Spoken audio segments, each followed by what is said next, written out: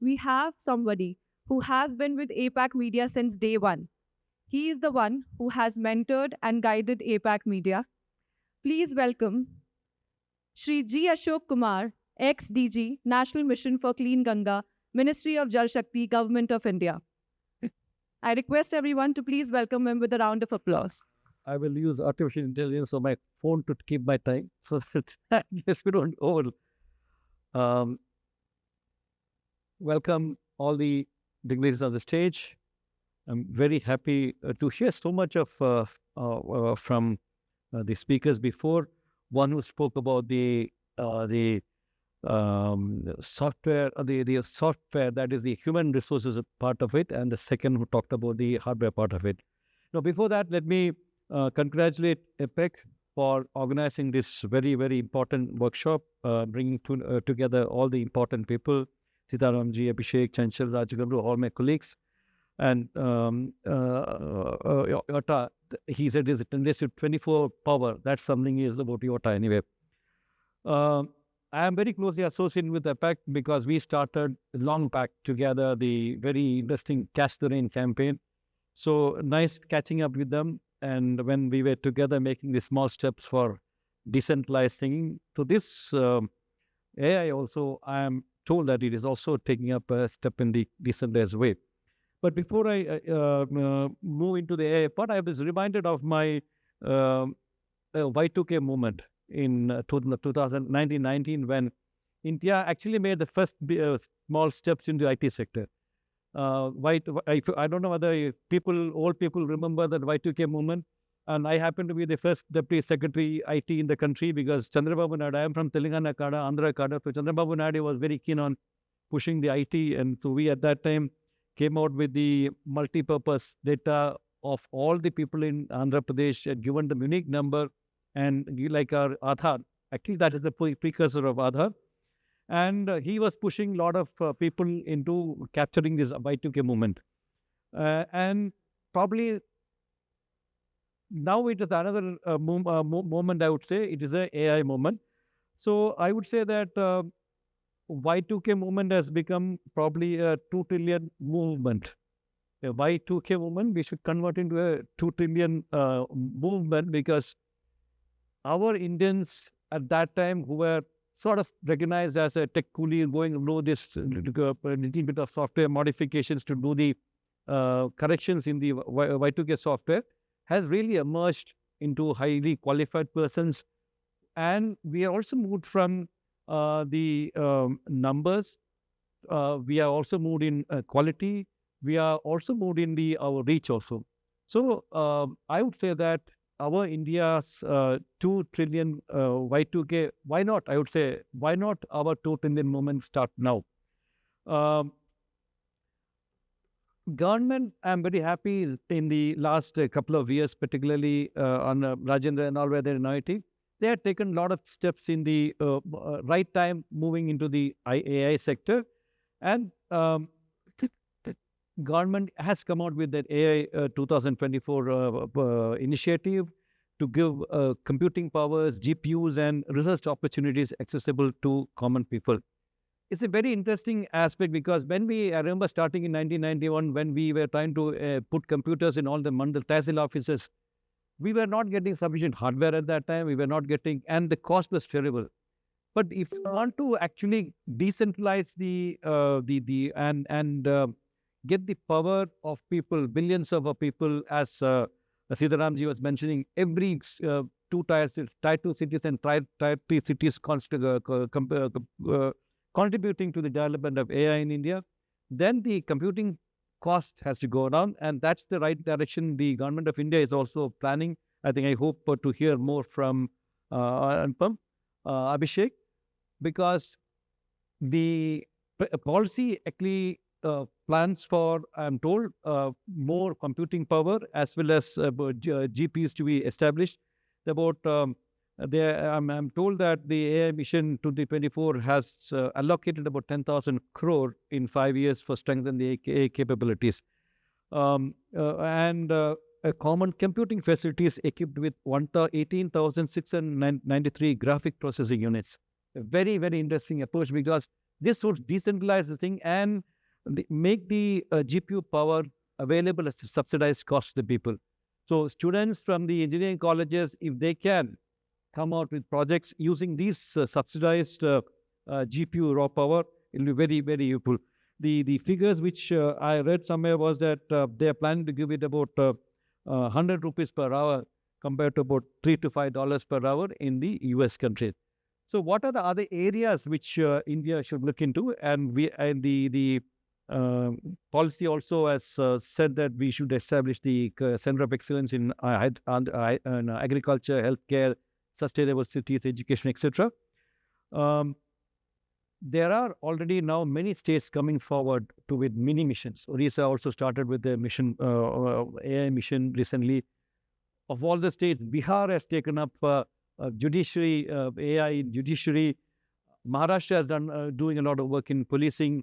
Andhra Pradesh, as usual, has taken, Chandrababu Naidu is taking lead in many IT sectors. So there are a lot of opportunities available, but since my last posting was in water, I will take 2-3 minutes to talk about the AI in water sector. Water is one of the main resources in the future. We have now taken water for granted so far, but water is going to be one of the limiting factors for the growth of India. And I think Chanchal is here. He would say that how IIT, the semiconductor processing industry, has moved to Assam because of the availability of good water there. So water is going to be a very, very major source. And AI has to play a very vital role in this water sector because one of the fundamental things which presently we lack in country in the water sector is water governance. Nobody talks about water governance. Nobody talks. To talk about water governance, we have to have something to measure the water flow, or water metrics has to be there. The water metering is never done. That's where the IoT devices and the AI can play a role in measuring the quantity of water used in various purposes. And if you want to actually plan the demand and supply side, we have to have metrics. If you don't have anything measured to quantity, whether we'll not be able to plan. So if you want to plan and if you want to have a demand and supply management, we have to have some system which would actually measure the flow of water or the using IoT devices. And that's where AI can play a role. So the metering of water is one area where AI can help. And then if you are metering, probably tariff, also a second thing where we can look into it. And this would help in actually reducing or doing the demand supply management in water sector, which is absolutely lacking. And then there is a huge non-revenue water in the country. Lot of losses due to leakage from the pipes, leakages from accounting, etc. So if AI tools can be developed which can help in the water sector to minimize the losses, minimize the non-revenue water, it will be very helpful. Another thing which AI can be used and which we are working together is the flood prediction and management. Agriculture, one of the very important sectors which actually uses the largest quantity of water. In India, 85 to 89% of water is used in agriculture very inefficiently. Extremely inefficient use of water, and that probably can improve with the use of AI technology. I can tell you the example of the precision irrigation used in Israel. That is the other extreme. We should not go to that extreme where they give the exact quantity of water at different stages of flowering or development of a plant. That is probably to the other extreme. But they are using AI to do that for each crop. What is the requirement of water and what time, using the very, very micro sprinkler system. But at least in India, if we can use AI to reduce the wastage of water in irrigation, that will be of great helpful. Groundwater measurement is another aspect where AI can be used. Very important is about the water quality. We are just talking about water quantity. Water quality is another aspect where people can work on, because our rivers are getting polluted, our ponds and other water sources are getting polluted. So we have to have some system which would actually measure the quality of water and then can communicate to us. In Namami Gange, when I last worked as the DG, we had a system where I could get information from about 306 STPs all across the Ganga basin and come to one platform. That was the main reason why things improved in Namami Gange, because Earlier, what used to happen was everybody used to put STP and they didn't work or not. They put the dirty water in the river and go to the river, no problem.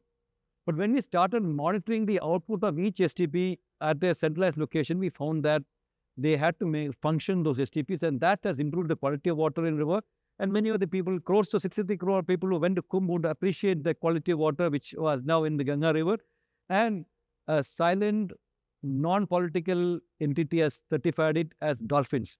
The number of dolphins have increased from over 2,000 to about 6,000 in dolphin. That is due to the improvement in purity of water, which is in turn due to the monitoring of the quality of water. So AI can help in that.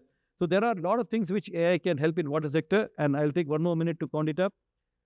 When we are talking about Viksit Bharat 2047, these are very important because we should have a very good, trained, skilled manpower and AI-ready governance. Whether it's in administration, whether in law and order, whether it is in management of our resources, whether it's in management of our human resources, we have to have AI. So AI-ready governance has to be there. For that, we have to have skilled manpower. Our clerks in the offices, our people who manage in various institutions, our people who manage the governance, all have to be on board. I remember how much effort we had to put in 1999 to put computerization in Tehsil office, because Tehsildars and officers in revenue department and government officers refused to do anything with computers at that time. There were strikes, if you remember, there were strikes in the banks when they tried to put computers in the bank.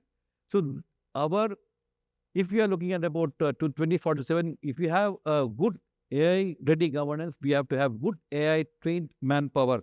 For that, Sitaram was telling about the various initiatives the technology department is doing. And also, we should have personalized learning for students. Again, AI can help it up. AI-augmented primary health care. In 2047, I'm talking when I Viksit Bharat, this will be our dream. Personalized learning for students, AI-augmented primary health care, climate-resilient agriculture, autonomous defense drones, policing and crime detection and prevention using AI. That should be our dream. We should have skilling and innovation. And the last point is about ethics and equity. There should be ethics a part of our curriculum, which somehow we are lacking. And the last point I would say is, when we are doing all these things, we should not forget artificial natural intelligence. I am going for teaching students in IIM Ahmedabad and IIT Kanpur. I find that the level of students coming there, they're all glued to their phones. They have absolutely no idea in the ground situation. The artificial intelligence should not be cut off from the ground. They should have also the ground reality, because I don't want my students asking that from where you get milk. They should not tell that from the machine, the mother dairy. They should get from cow. That reality in many of the students do not have, because I found the students in the prestigious institutions have a tremendous urban bias, and they have absolutely no idea of what's happening in the ground. So while developing artificial intelligence, I also urge that they also should have natural intelligence. Thank you. Thank you so much, sir. Thank you for telling us how AI is going to and is playing important role in critical sectors like water governance.